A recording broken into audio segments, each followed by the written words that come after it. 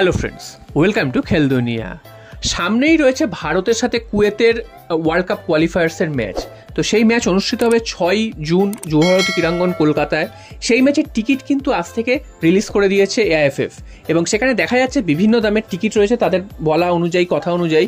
তো সেই টিকিটগুলো ছাড়ার সাথে সাথেই সোল্ড আউট হয়ে গেছে, অর্থাৎ 10 থেকে 15 মিনিটের মধ্যে নাকি সমস্ত টিকিট সোল্ড আউট হয়ে গেছে এবং কেউ কিন্তু আর কোনো টিকিট কাটতে পারছে না। তো এখানেই প্রশ্নটা যে বারবার এরকম হাই ভোল্টেজ ম্যাচগুলো কেন বারবার সোল্ড আউট হয়ে যাচ্ছে এবং কেন টিকিটের এরকম হাহাকার হচ্ছে। যদিও সোল্ড আউটের পর আবার কিছুক্ষণ পর সেখানে কামিং সুন দেখাচ্ছে, অর্থাৎ তার থেকে মনে করা হচ্ছে যে আবার হয়তো টিকিট ছাড়বে, কিছু টিকিট ছাড়বে। তো একেবারে পুরোপুরি সোল্ড আউট হয়নি। তো যাই হোক, তো বারবার কেন এইভাবে টিকিট ছাড়ার মানেটা কি? একবারেই তো টিকিট ছাড়তে পারে 62,000, 65,000, 70,000 দাই ক্যাপাসিটি হোক। তো এইভাবে টিকিট ছেড়ে মানুষকে হয়রানি করার বারবার কি উদ্দেশ্য সেটাই কিন্তু বোঝা যায় না, এবং আবার সেই কালোবাজারি হবে, আবার সেই মানুষ যারা খেলাপ্রেমী মানুষ তারা কিন্তু টিকিট পাবে না, সেই কাজটাই হবে। তো তোমাদের জানিয়ে দিলাম যে ভারত বনাম কুয়েত ম্যাচের টিকিট কিন্তু রিলিজ করে দিয়েছে বুক মাই শোতে। তোমরা কিন্তু আর কিছুক্ষণ পর বা কিছু কালকের থেকে কিন্তু তোমরা আবার হয়তো কাটতে পারবে। তো তোমরা নজরে রেখো সেই আপডেটটা। এরপর চলে আসি মোহনবাগানের খবরে। মোহনবাগান থেকে বিদায় নিচ্ছেন কিয়ান নাসিরি। এই খবরটা কিন্তু অনেকদিন আগেই তোমাদের জানিয়ে দিয়েছিলাম। তো এবার কিন্তু সেই খবরের শিলমোহর পড়েছে এবং 3 বছরের চুক্তিতে মোহনবাগান থেকে চেন্নাই এফসিতে যাচ্ছেন কিয়ান নাসিরি, এবং সেখানে কিন্তু তিনি 3 বছর খেলবেন সেই দলের জার্সি গায়ে, সেমনটাই কিন্তু খবর। তো এটা কিন্তু মোহনবাগানের জন্য খুবই খারাপ একটা খবর, কারণ কিয়ান নাসিরির মতন এরকম প্রতিভাবান প্লেয়ার তাকে ছেড়ে দিতে হচ্ছে মোহনবাগানকে। তো সেটা কিন্তু মোহনবাগানের একটা বিরাট লস বলা যায়।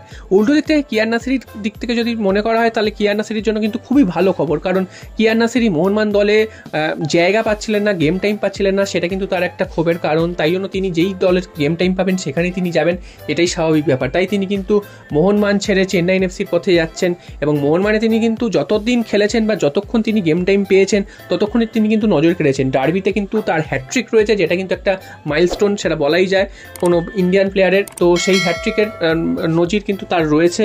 এছাড়াও বিভিন্ন ম্যাচে তিনি গোল করেছেন গুরুত্বপূর্ণ সময় নেবে, বা এমন কিছু ম্যাচ আছে যেখানে তিনি কিন্তু অন্যান্য প্লেয়াররা দাগ কাটতে পারেনি, কিয়ান নাসিরি কিন্তু দাগ কেটে গেছে।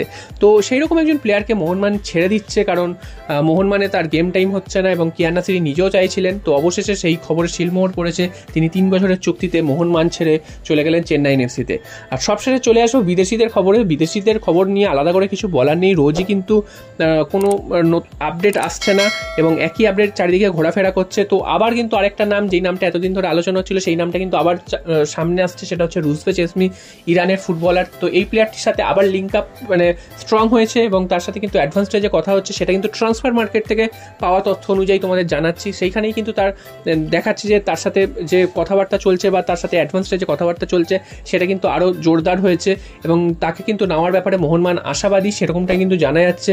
তো শেষ পর্যন্ত অফিসিয়াল কনফার্মেশন আসা না অবধি কিছুই বলা যাবে না। তবে এই মুহূর্তে এই প্লেয়ারটিকে মোহনবাগান টার্গেট করেছে এবং তার দিকে কিন্তু আরও কয়েক কদম এগিয়েছে, সেটাই কিন্তু বলা যায়। এবং এই প্লেয়ারটি ইরানের জাতীয় দলের হয়ে তিনি কিন্তু ফুটবল খেলছেন। এছাড়া মোহনবাগান ACL 2-তে খেলবে, সেই রকম একটা টুর্নামেন্টে খেলার জন্য এই রকম লেভেলের প্লেয়ারদেরই কিন্তু নিয়ে আসতে হবে মোহনবাগানে। তো সেদিক থেকে যদি নজর রাখা যায় তাহলে মনে হয় না যে এই খবরটা খুব একটা মিথ্যা বা খুব একটা ভুল, কারণ মোহনবাগান কিন্তু এরকম কিছু প্লেয়ারদেরই নিয়ে আসবে আগামী মরশুমে ACL 2 খেলার জন্য এবং ISL খেলার জন্য, এবং মোহনবাগানের বাজেটও বাড়ছে। তো আশা করি অসুবিধা হবে না এই ধরনের প্লেয়ারকে আনতে। তো সমস্ত কিছুই জানা যাবে আগামী জুন মাস পড়লে, এবং ট্রান্সফার মার্কেটটা খুললে, অফিসিয়াল নিউজগুলো আসলে তখনই কিন্তু এগুলো বোঝা যাবে। তবে এই মুহূর্তে এই নিউজটা উঠে এসেছে তোমাদের